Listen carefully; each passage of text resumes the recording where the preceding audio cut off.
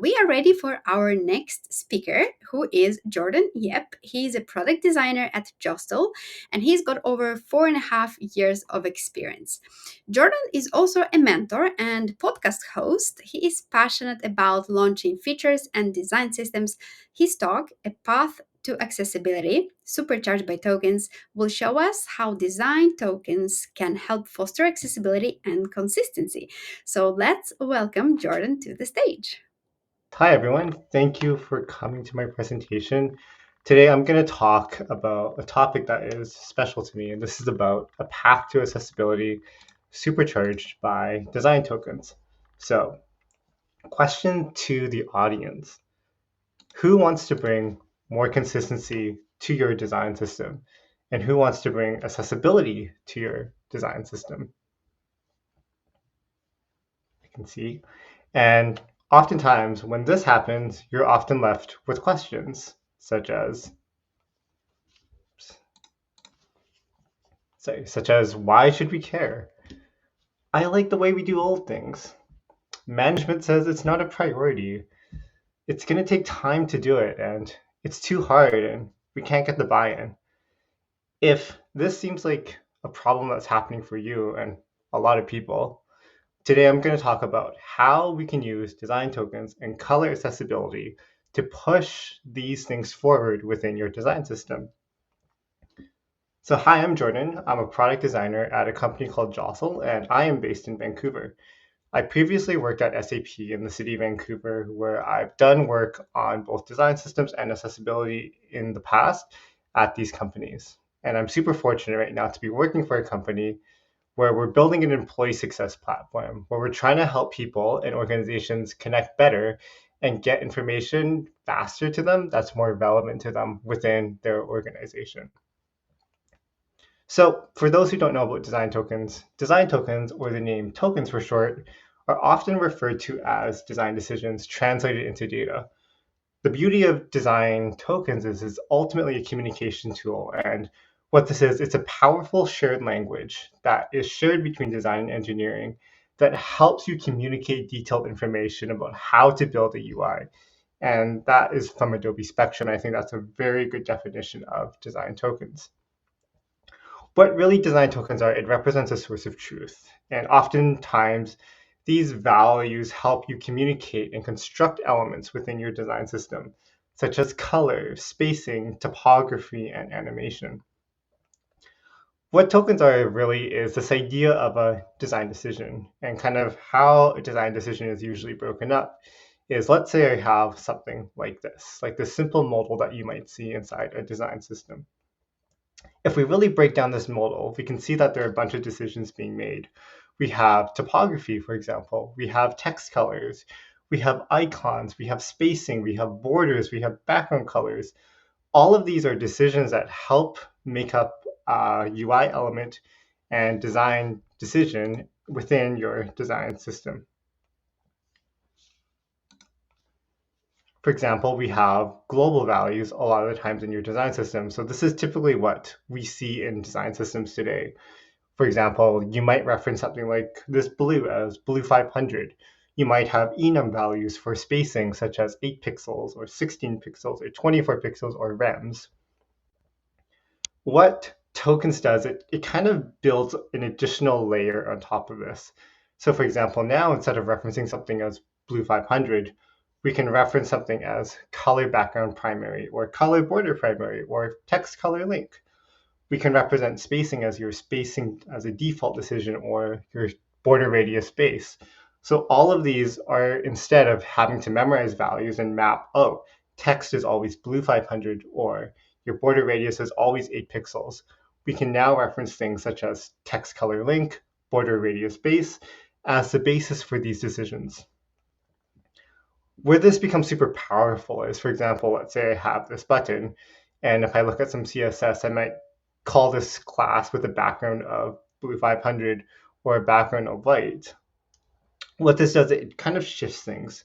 We now see things such as your background referencing like color background button, or maybe color text button, for example. And all of this really helps to inform decisions that are intentionally being made to intentionally design an element. Typically, how tokens are broken up is it comes into this idea of a raw value, a core, a semantic, and a component. So if we look at the basis of how a token is built, for example, we have Blue 500. We often refer to these as the core and the primitive values, which is what a lot of design systems utilize today. Then we have semantic, which is the next layer of how design tokens work. And what semantic does, it references its intended purpose. So now instead of referencing something as Blue 500, we could call something background color primary. Then because it's called background color primary, that represents a design decision that needs to be made within your element. And sometimes we can see some design systems go even further and they do something called a component level. And that just really builds on one additional semantic layer to the semantic component and token. For all of us, we should be very familiar with atomic design. And in a sense, this might feel like atomic design. Isn't a token kind of like an atom? And the answer is really yes. Design tokens actually are, in a sense, that layer before the atom, similar to how your atom informs a molecule and your molecule informs an organism, which informs your template. Design tokens, in a sense, are informing that layer to create your atom. For example, here, let's take a simple system such as buttons and icons in topography. We can see those atoms inform the molecules, but really there are things that are informing the atoms. If we really break down something like this, we can see that there is a decision that needs to be made, such as informing what color this background is, what color this text is, what color this border is. All of this essentially can be informed with a token. And we can represent that as an ion. So now, in a sense, these ions become the layers before your atom. So if we take in a component like this, there are decisions that are being made to create this button. We have text, so that could be something like text color button. We have a background, so that could be background color button. We have a border informing that, so that's the border color button. And then we also have the radius. So that could be like a border radius base. So all of these decisions, in a sense, are forming how the creation of that atom is intended to be. So why do we want to do this? Why is background color primary and representing these design decisions better than a global value? What this really does is it builds this idea of creating a cohesive experience. And as designers for design systems and design systems teams, this is something that we should do. The idea of cohesion is extremely important, especially in the case of accessibility, because we need to make decisions within accessibility in order to make things accessible. The other additional benefit is modes. And this is kind of one layer to how we were able to get our tokens within our platform. Now, if you're a product designer or in product management, and you're building a platform, something that you might be seeing is this idea of offering light and dark mode. A lot of the times platforms only offer light mode today. But something that I'm starting to see as a trend and something that also happened within our company at Jostle is that people want dark mode. And building this in a scalable way is difficult unless you have tokens because all those decisions are informing things. What tokens are, it's a perfect opportunity to rethink your color system with accessibility in mind. So for example, when I talked about theming, this idea of a token is allows us to map things to different modes. So for example, background color base now, for example, like in a light mode, is a different color. But when we have it in dark mode, it's not going to be white. It's going to be maybe a different color, such as gray 700. The beauty about tokens is that it allows us to create this one decision, but then map it to an infinite number of modes. So for example, in light, we can reference background color base as the white background. But in dark mode, it might be a gray background or off black, for example. And then if you want high contrast for accessibility, then we also have this idea to bring in a high contrast theme. So this one decision is now being able to, this one decision allows us to map it to different modes and allow us to create different themes, which can be really good for your platform, or if, for example, if you want to have anything that is super custom within your platform, it really allows you to do that by referencing this one base.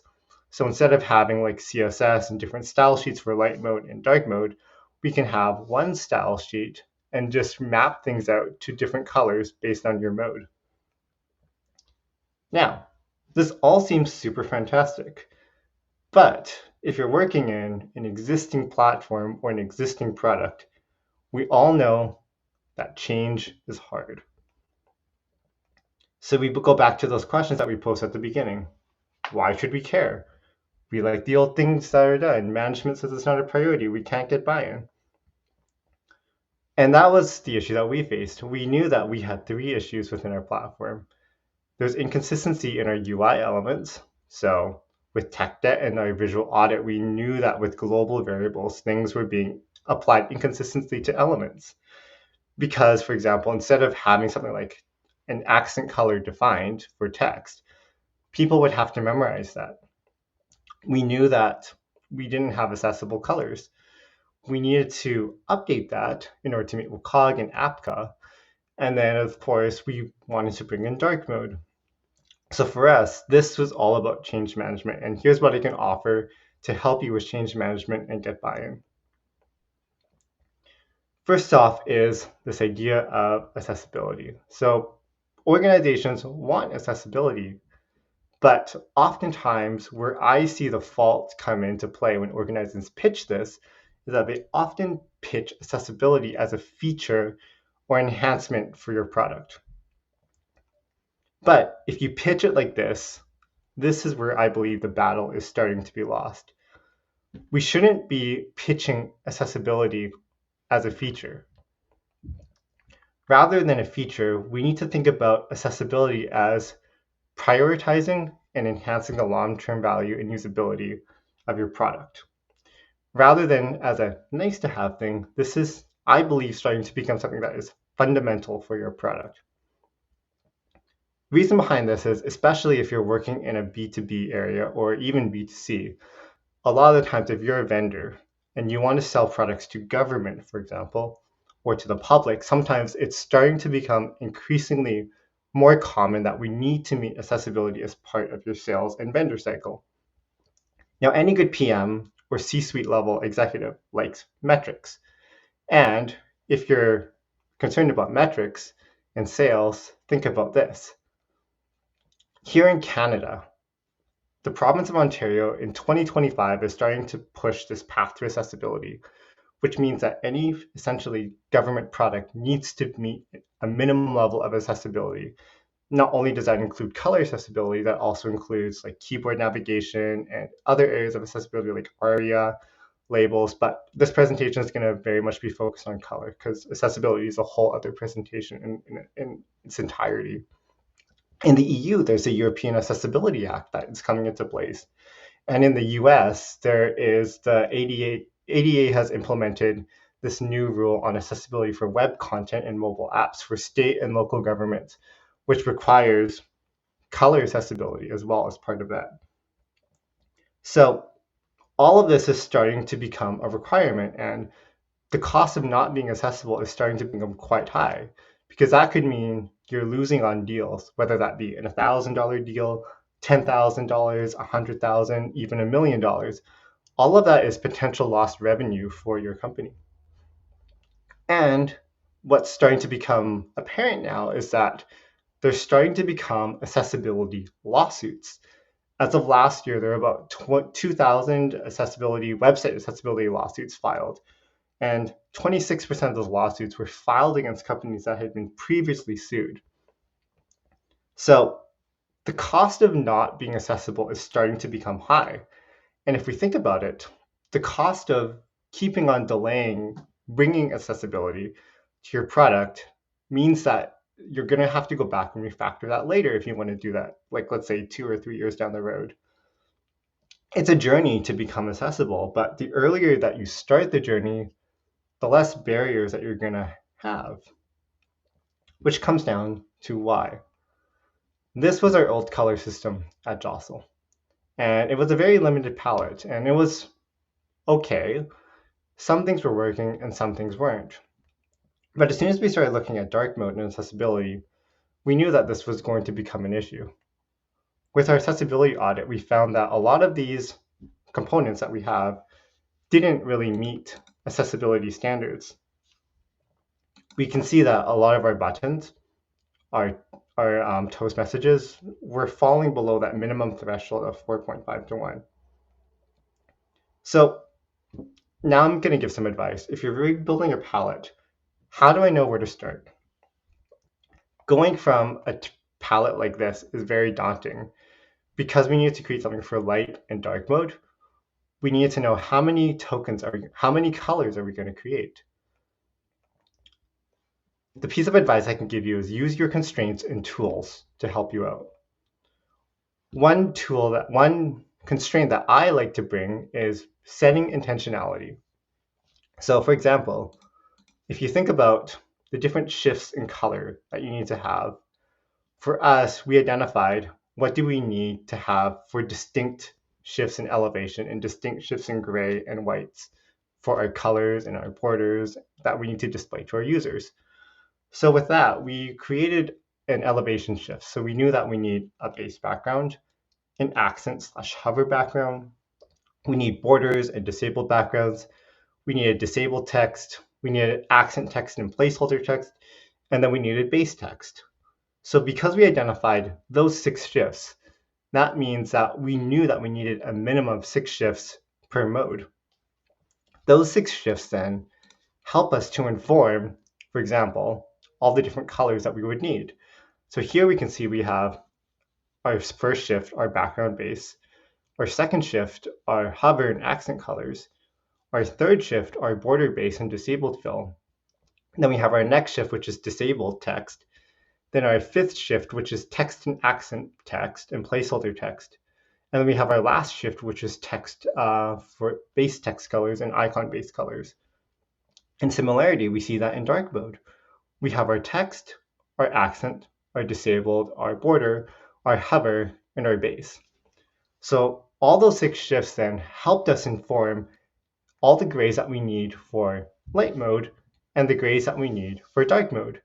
So as you can see now, within our color system here, every color is mapped to at least one decision in at least one mode.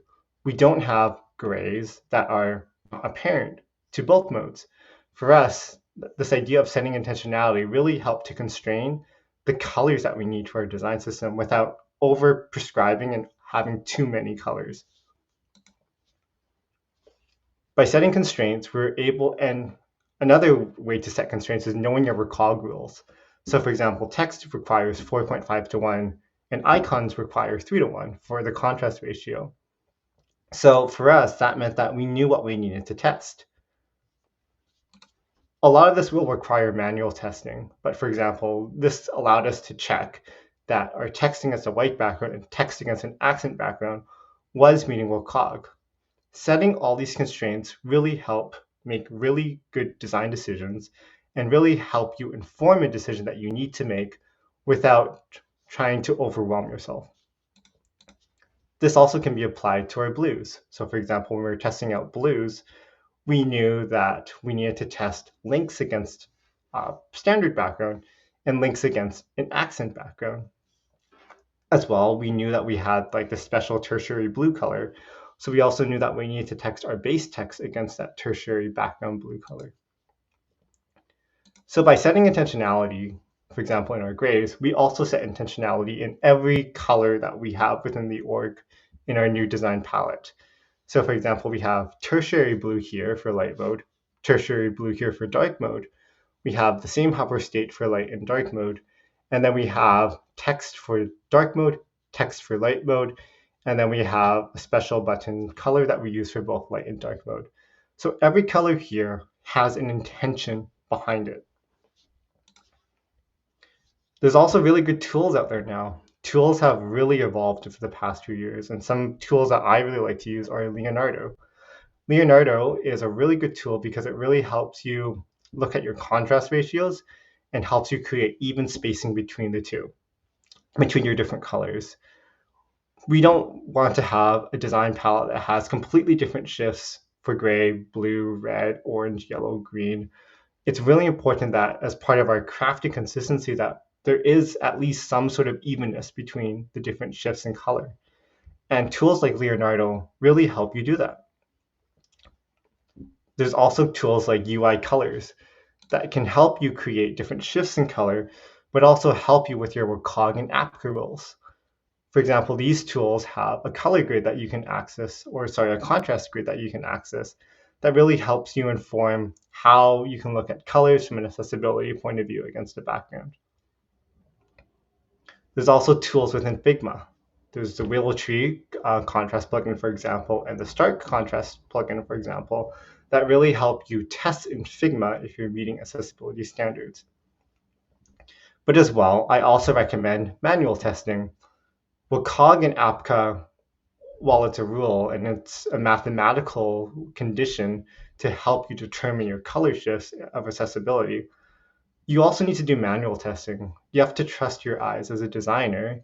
And as well, you need to be able to test on different monitors. So, for example, as designers, of course, I really like nice things. I have a 4K monitor, but the majority of our users don't have a 4K monitor. They might have like a 1080p monitor, they might have a small laptop that they're using, and some don't have a really good monitor. So it's important that you do testing on different monitors and different laptops and different screens, because how you see things on your monitor might not be the same as how you see things on other people's monitor. And that's also apparent with color accessibility. How we see things in color might not be the same if, for example, you can't see reds, you can't see blues, and you have different accessible if you're colorblind, for example.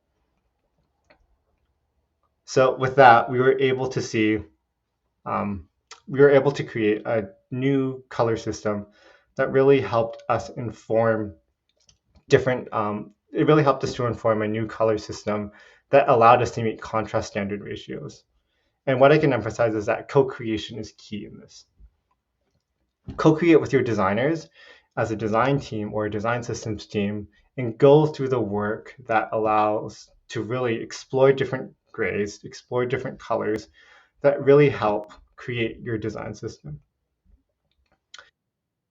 Naming tokens is a whole other presentation, so I'm just going to give some high level thoughts on kind of how you can help achieve naming tokens. The biggest piece of advice I can give to you is, as a design systems team, is get everyone involved who will use them. So for us, it was creating a design token task force within the company. While design is in the name design token, I highly recommend that you work together with your development team, your QA team, and your design team to workshop names that work for you. There's no right or wrong answer for how you name tokens in a design system, but very similar to how I talked about setting intentionality, another form of intentionality is minimizing the amount of tokens and identify what actually needs to be a token. And that really is dependent on the teams that you work in. So if you want to have a lot of tokens, that's also okay. But if you want as a team to intentionally set a minimum amount of tokens and really only set the minimum necessary to create your design system, that also works. So that's kind of why I really emphasize this idea of co-creation. Because setting those right amount of tokens helps create intentionality. And when you're setting your tokens with intentionality, that also helps you limit the number of colors and different contrast ratios that you need to test to meet all those cases of accessibility. So some advice I can give is, for example, you can put all your screenshots of your app inside FigJam and then begin to identify what areas need to be tokenized out. So for example, you can identify things like what's a text color, what's an accent color, what's a tooltip background. So all of those techniques can help you determine what you need to have as a token. And there's tons of different ways in which you can create token names. Some really good token names that I've seen are from Atlassian, Asana, Twilio, and Nord. And I'm also going to just drop in our design token naming convention. As you can see here, everything here is intentionally set with a name. So for example, if you have a foundation property and modifier, or setting the usage to property and the modifier, this really helps you create really robust naming conventions that help you create intentional token names. And it's going to take time. For us, it took us a year to really build out our design system to make it more accessible. But all of this work is now starting to pay off 1 year on. We're starting to create more accessible systems and really help create a token system and a color accessibility system that benefits our users. So if I can give you 3 areas to help you get buy-in, one is about crafting consistency. It really helps you to build a product that is delivering a cohesive experience. You might get complaints to your success team about, oh, things are hard to read, things don't seem to be modern, and all of these little things are actually intrinsically leading to implementing accessible color palettes. By creating accessible color palettes, that really helps you ensure the long-term value of your product, and the cost of doing it now ensures your future usability of your product. And again, going back to sales, for example, with accessibility laws starting to come into place, the cost of not doing it now is starting to become high because that could mean a lost deal. And a lost deal means lost revenue. And in this economy, that's not as good. And lastly, it's about intention. So by naming tokens and creating a really good shared language between your design, development, and QA teams, what you're really building is better results for your platform. So, but what if you can't get the buy-in? I recommend go rogue and just start doing it. Really, this is all about helping your product at the end of the day and really building a system that is usable for people who use your product. If you notice something that is off from a contrast ratio, propose and see if you can fix it. Because all these little things really help build and help your platform become better. And if I can give you one last parting thought, accessibility isn't just about compliance, it's about people. We should be building products that are accessible. We should be building products that are usable for people as user experience and product designers. And by thinking about accessibility as a mindset rather than a feature, it really helps to evolve your product and make you better as a designer. Thank you, everyone. I hope you enjoyed that talk.